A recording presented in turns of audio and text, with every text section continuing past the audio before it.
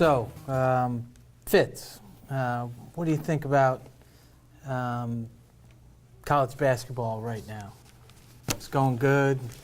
Oh, it's not Fitz. No, it's not, Jim. Happy to be back, by the way. Is Fitz on an audition at ESPN? No. He's down in Mexico covering a bullfight. Oh. And, Jim is a bit of a gambler. And I understand he's betting Yeah, because he has that offshore account. And he's betting on the Bulls. To beat the Knicks? No, to beat the Matador. Oh, okay. I understand that the Bull loses 99.9% of the time. But he's convinced that he's going to be a winner. That the Bull's going to win? Yeah. So it's a pleasure to be back. Yeah. Thanks for having me. Glad to have you back. I'm sure you don't mean that. Most people don't. But what was your question? College basketball, heating up. Lots going on. Think Kentucky maybe go undefeated? It's interesting. Excuse me. Interesting question. I think they're going to go undefeated regular season. And I'm not sure that if I was Calipari, I'd want that going into the NCAA tournament because sometimes teams get on such a roll like that, and the pressure on the streak of keeping the winning streak going becomes even greater. I don't see anybody in the SEC tourney beating them.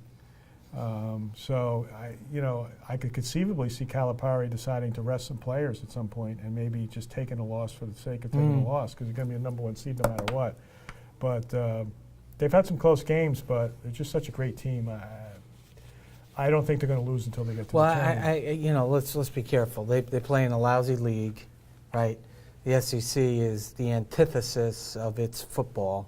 Right. The ACC is the Premier League right now in college basketball, so I don't think they've faced anybody. They've been threatened at least twice in the last month. They played Louisville, and which is a tough squad. And I'm not a big Calipari fan. No, I am not either.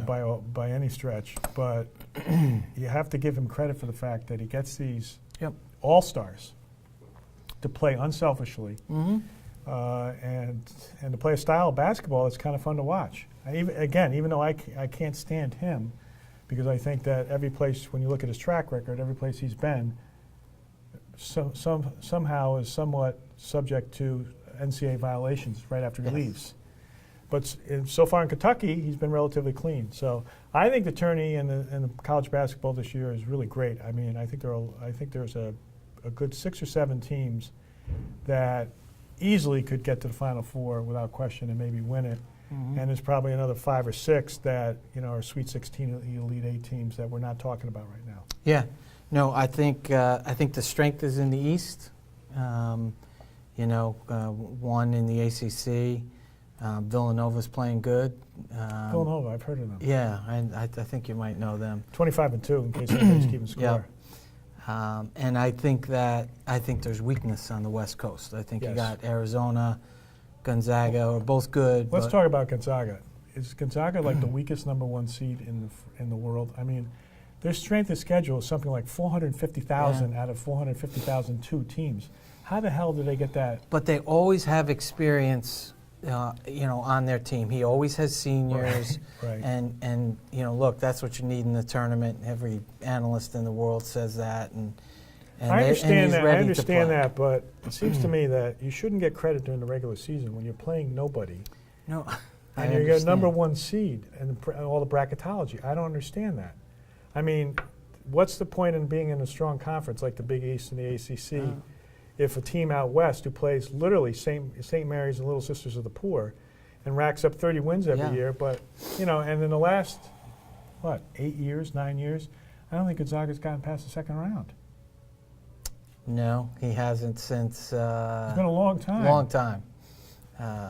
But that's a pet peeve of mine. But anyway. No, I don't disagree with you. I mean, I think that the teams in the ACC, it's a little bit like the old American League East. They're beating up on each other, right? Yeah. Every night, Virginia's got to go out and play, against North Carolina and Duke and Georgia Tech and Boston College, Louisville now, Syracuse. Syracuse beats Louisville the other day in Syracuse, and Syracuse is, really not that good. And Boeheim was funny afterwards. It's like, how come you guys never talk about my wins? You only talk about my losses. I'm not a big Boeheim fan either, but he's got a point.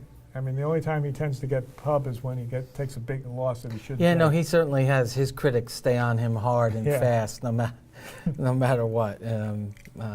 But some of that's his own doing. Yeah. Some of that's his own doing. 'cause personality His is- personality is not the best, and But I think it's. I think we're in for. I think the conference postseason tournaments are going to be very exciting. Big East this year hopefully won't be very exciting. I'm hoping my Villanova squad goes through. I think the ACC is going to be very interesting. This is between Duke, North Carolina, and Virginia. Kentucky, you're right. They'll roll right through their postseason. yeah. I don't really see any. What do you think Nova's challenge is, or who do you think is going to challenge Nova in that tournament?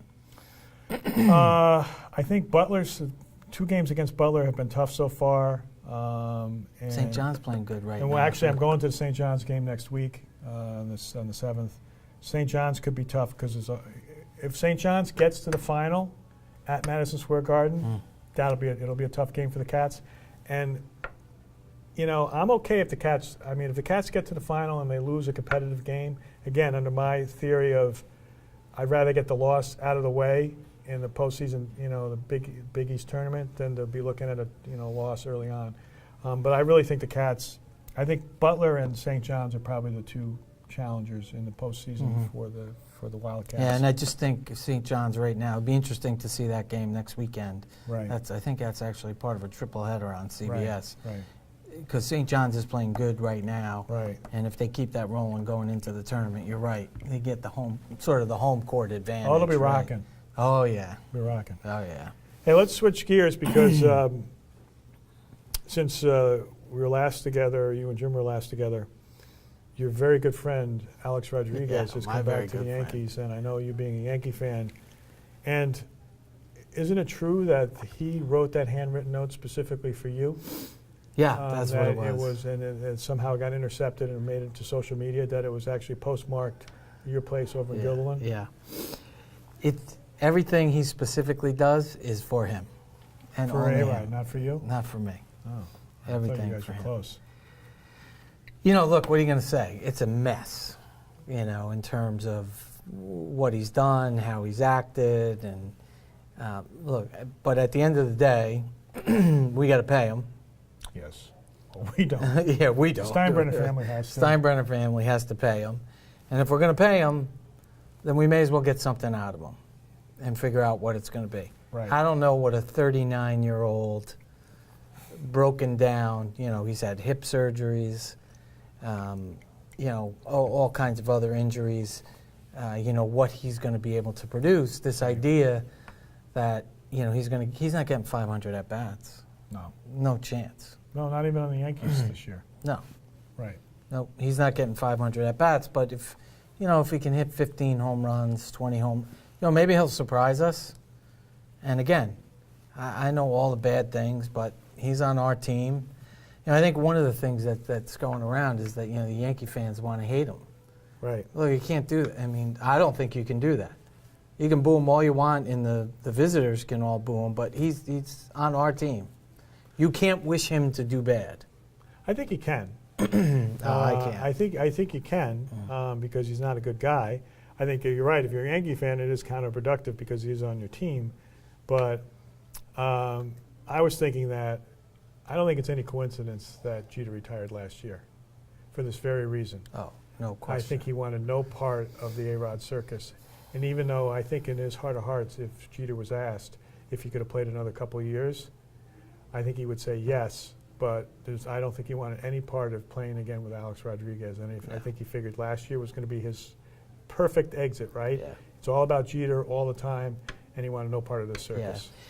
A-Rod just doesn't know how to deal with these situations. Joe Torre had a great excerpt in his book about trying to explain to Alex about how you got to become part of the team. And he was talking to him, and Torre saw that Alex Rodriguez had somebody go get him coffee in the locker room, right? And Torre said to him, that's what I'm talking about. Once in a while, do things for yourself. Be part of the group. You don't need somebody to wait on you hand and foot. Do it yourself.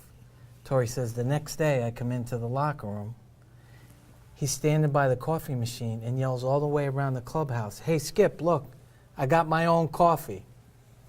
No, Alex, that wasn't the point. Right. You weren't supposed to tell everybody that you got your own coffee. You're just supposed to go do it and not be waited on. And so that's the apology is that way. It's all for him. It's not for us. Right. If you were sorry about it, you wouldn't have done it all. You wouldn't have sued everybody and done all of that stuff. So, I mean, it's just, I just hope it's not, being a Yankee fan, I hope it's just not a big circus the whole year. Yeah, I'm afraid it's probably going to be. I think initially it's going to be. I would hope that one of two things happens. He either performs and people forget about it, or he doesn't do anything, and then Right. people will forget about him. Right. Well, I want to freshen my drink, so why don't we let me do that? And Well, didn't you want to yeah, talk? we'll come back. Okay, we'll come back. We'll Yeah, talk about we'll that. come back. Yeah. Okay.